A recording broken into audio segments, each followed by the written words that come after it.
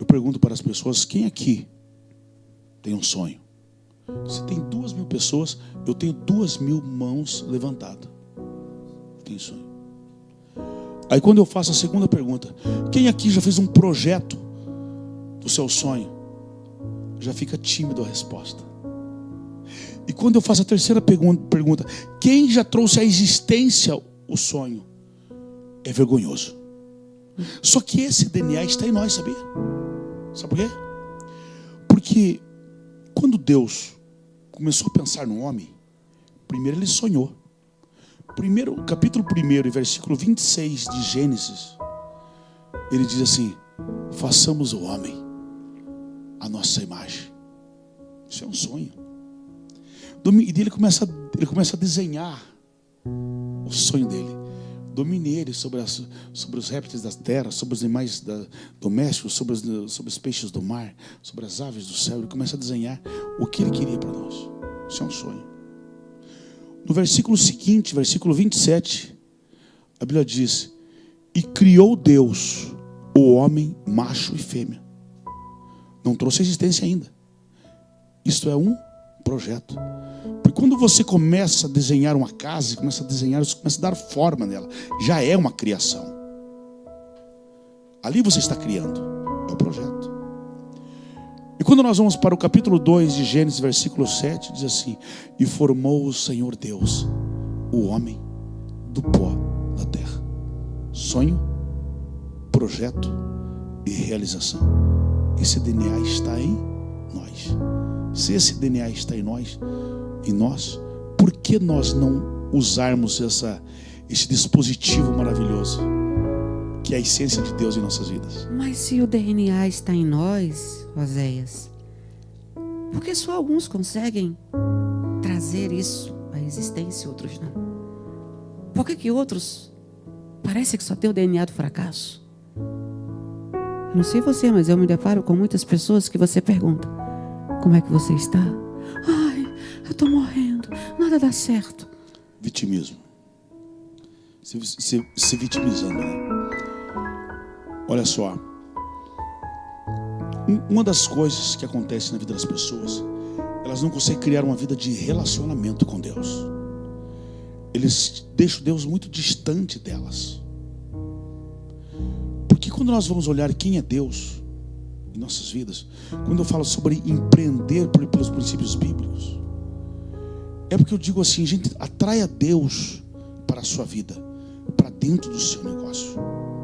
Ele é o teu melhor conselheiro, porque ele sabe do que você não sabe ainda. Ele ouviu reuniões que fizeram pelas suas costas que você não viu, ele estava lá. Ele ouviu e viu o que fizeram pelas suas costas que você não viu.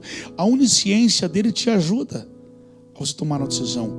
E isso é tão importante porque esse é o desejo de Deus. Quando nós olhamos primeiro, estou falando bastante sobre Gênesis, né, na nossa aula aqui. Gênesis, capítulo 1, Deus é chamado assim: e disse Deus, e era Deus, e falou Deus, e era Deus, e com Deus, e disse Deus, e era Deus. Deus não era Senhor, ele só era Deus.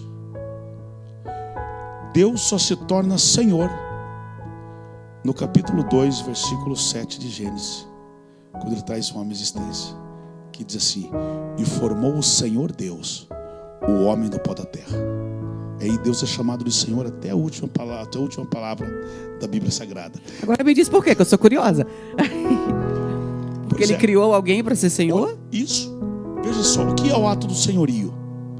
O ato do senhorio diz assim: isso aqui eu fiz para mim. Eu sou dono. Eu cuido. Eu zelo. Isto é meu. O ato do senhorio é isso. Ele é o meu Senhor.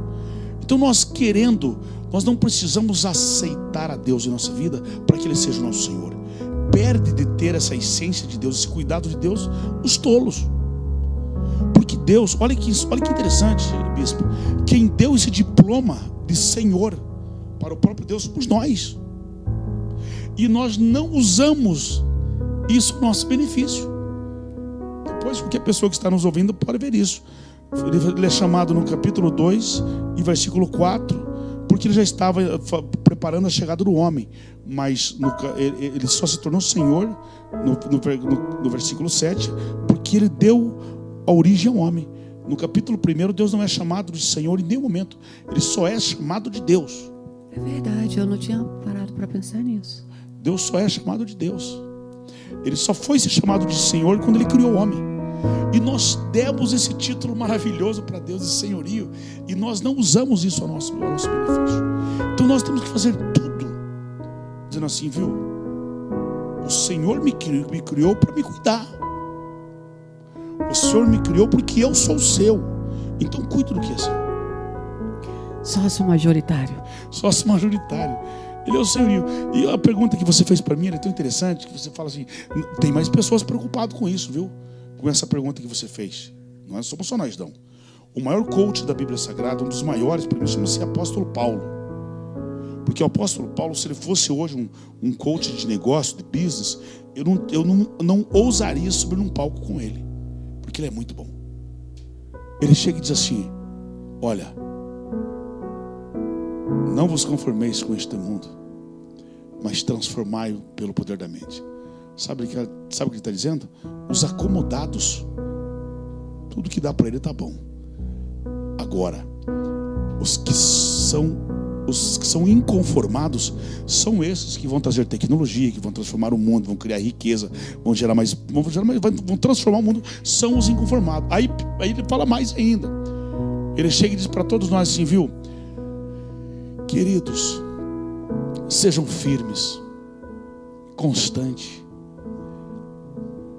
Aí uma palavra que ninguém fala, abundante. O que é ser firme? O que é uma pessoa ser firme? É ter convicção. É alguém que está determinado. Ele tem uma ideia, ele fala assim, rapaz, essa ideia eu vou botar em prática, porque eu estou convicto que esse negócio é bom. Isso é convicção. Só isso basta? Não basta. Ele pensa e faz. Aí nós palestrantes, ficamos felizes quando nós vamos para o palco, nós mexemos com a galera e todo mundo pula e vibra. A gente fala assim, eu sou bom, hein?